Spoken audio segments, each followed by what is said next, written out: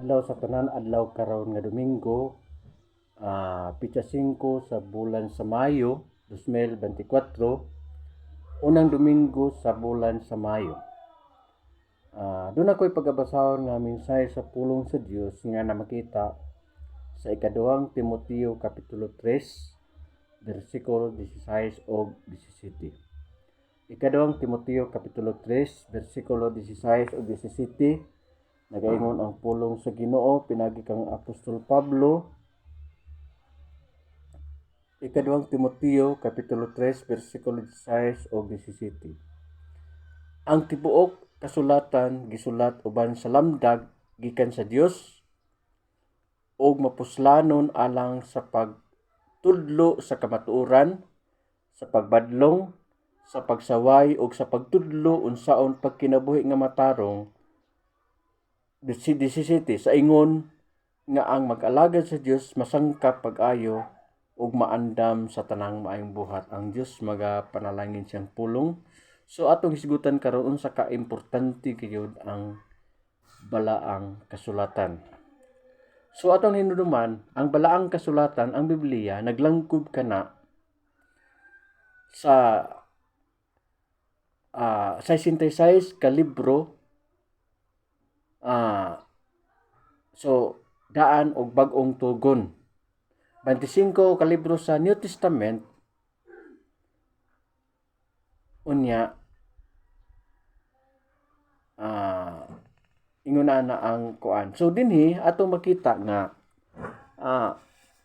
ang konteksto niini mao gayud nga dunay importante gid ang balaang kasulatan. O kung us-us kita pagbasa sa ubos ng iyon dinhi nga sa bersikulo 15, matud pa dinhi, nasayod ka nga sukad sa imong pagkabata, nagbasa ka na sa balaang kasulatan. Kini mooy nakahatag kanimo kaalam ug naghatod kanimo ngadto sa kaluwasan pinaagi sa pagtuo kang Kristo Jesus. Okay. So ang Old Testament mao ang bot ipasabot niini nga mao nga teksto sa Biblia, no? Nagisgot og nga si Timoteo giingnan ni Apostol Pablo nga sa tibuok niyang kinabuhi gikan sa iyang pagkabata gitudloan niya siya diha sa balaan nga kasulatan. Kung atong tan-awon ang Timoteo nga background, ang iyang amahan usa ka Griego, ang iyang inahan usa ka Hudiyo. So ug ang iyang apuhan nga babae usa sab ka Hudiyo ug siya gitudloan diha sa bulhaton diya sa pagbasa, pagtuon sa pulong sa Ginoo. So mo kana siya ang atong makita nini nga bersikulo sa balaan nga kasulatan. Okay. Unsa man gid ang makita nato nga naa gayud sa Biblia nga angay gayud nga atong hibaluan. Nganong importante man gayud ang balaan nga kasulatan. Nganong ang daan nga tugon, ang Old ug ang New Testament importante man gayud kana sa atong kinabuhi. Ngarita sa Lucas kapitulo 24, Lucas kapitulo 24, magsugod ta sa bersikulo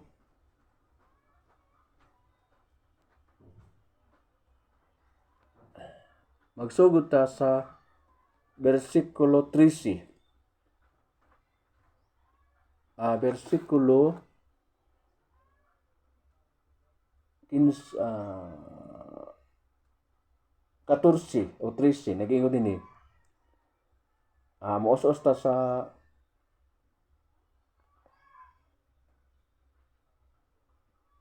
unya 17 yun eh. Unya miingon si Jesus kanila, unsa ba inyong gipanagsultihan samtang naglakaw kamo? Miulong sila nga subo ang panagway, ug ang usa kanila nga ginganlag Likilopas nangutana kaniya, ikaw ra ba ikaw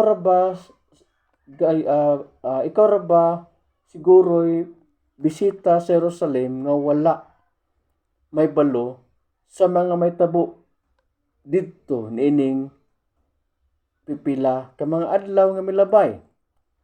Unsa nga hitabo nangutana siya. Ang hitabo kang Hesus nga Nazaret. Mitubag sila. Usa siya ka propeta o nga gamhanan sa pulong ug sa mga buhat, atubangan sa Dios ug sa tanang mga tao. Ang mga kadakuan sa mga pari ug ang mga pangulo mitugyan kaniya aron silutan siya sa kamatayon ug gilansang nila siya sa krus. Naglaom unta kadto kami nga siya mao ang muluwas sa Israel. Labot pa nini ikatulong adlaw na karon sukad kini nahitabo. Pipila sa mga babae nga among kauban nakapahikurat kanamo. Ngadlawon sila pag-adto sa lubnganan apan wala nila ikaplagi didto ang iyang lawas. Og namalik sila nga nanugilon nga nakakita kuno siya panan-awon. Didto may usa ka anghel nga misulti kanila nga buhi siya. Og pipila sa among mga kauban nangadto sa lubnganan og nakaplagan nila kini sumala gayud sa gisugilon sa mga babae apan wala sila makakita kaniya.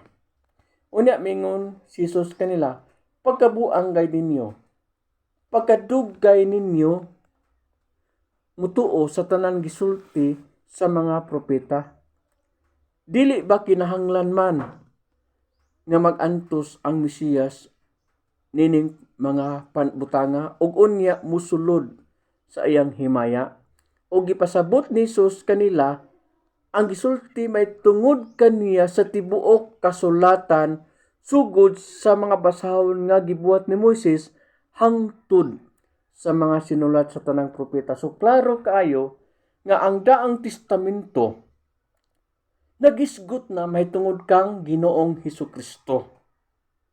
Yatong Huwebes naghisgot kita may tungod sa binhi sa babae nga maoy mo dugmok sa ulo sa bitin, bisag paakon sa bitin ang tikod sa binhi sa babae apan gidugmok niya ang ulo sa bitin. Kadto mo to'y introduction sa redemption o sa paglukat nga paghimuon sa Dios sa tao gikan sa pagkahulog sa sala. So dili pwede nga ang Old Testament ato lamang ibaliwala. Ang Henesis ngadto sa Malakyas tungod kay kana nagahisgot may tungod kang Ginoong Hesus. Kung tan-aw nato ang saad sa Dios ngadto kang Abraham sa Henesis kapitulo 12 bersikulo 1 ngadto sa 3 nagpunting gyapon kang Ginoong Hesukristo. O kanang mao nga saad naghimo ang Dios og kasabutan tali kaniya og kang Abraham. Nga pinagi kaniya ang tibok kalibutan mapanalanginan, pinagi siyang kaliwat ang tanan nga katawan sa kalibutan mapanalanginan. Busa. Kasagaran atong mabantayan usahay human sa pagkahulog sa tao, Genesis 3 mulukso dayon sa New Testament. Wala gyud emphasize ang Old Testament. Ngidiin makita nato nga giunsa pagsaysay sa mga propeta gikan sa basahon ni Moses hangtod sa Malakyas ang background sa pagkatao ni Ginoong Hesukristo, no? So atong nakita nga ang Israel mao ang kaliwat ni Abraham, sila giingnan sa Ginoo sa Exodus kapitulo 19 bersikulo 5 ug 6 nga kung sila magmasinugtanon og sa kasabutan tali kanila og sa Dios, mahimo sila nga iyang piniling katawhan, hariano mga pari, mo na gisulti sa Ginoo. Pero ato ni po, ang kasaysayan sa Israel, wala gid sila nahimong nagmatinumanon. Busa ang nahitabo sa tuig 700 kapin nabihag sila sa Assyria, o sa tuig 500 kapin ang Southern Kingdom nabihag sa Babylonia. Kaya nabahin man ang Israel, Northern o Southern Kingdom. Nga naman, tungod kay ang katibok nasod wala magmasinugtanon ngadto sa Dios.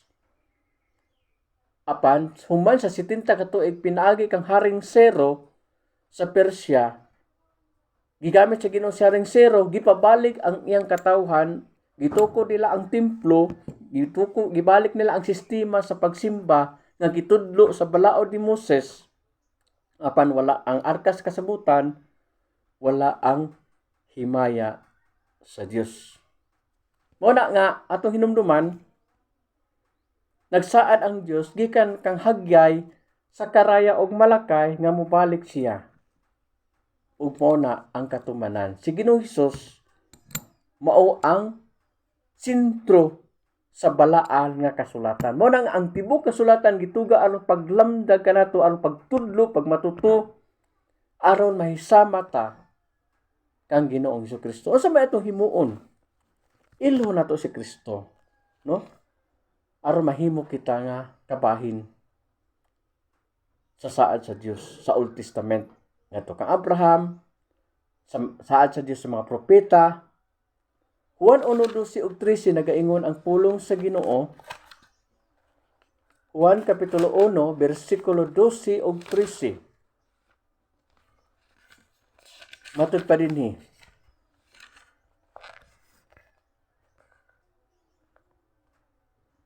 Juan 1:12 ug 13. Apan katong midawat og bisalig kaniya, gihatagan niya sa katungod nga mahimong mga anak sa Dios. Nahimo silang mga anak sa Dios sa dili sa tawhanong paagi o pagbuot.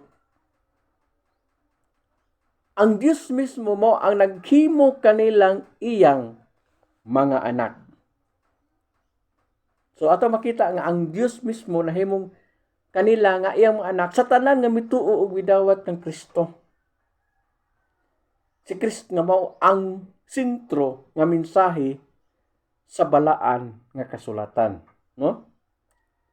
Siya ang gisaad sa Old Testament, sumala atong gibasa kanina, siya pod natuman diya sa bag-ong kasabutan. So ang balikaw nato ang Juan 3, ang unot ikadawang Timoteo 3:16 gingon dinhi, ang tibok nga kasulatan gisulat uban sa lamdag gikan sa Dios. So atong hinumduman nga wala pa makumpleto ang New Testament, so referido ni sa Old Testament ang buti pasabot ni Pablo ngadto kang Timoteo, apan applicable po kini sa tibuok nga New Testament.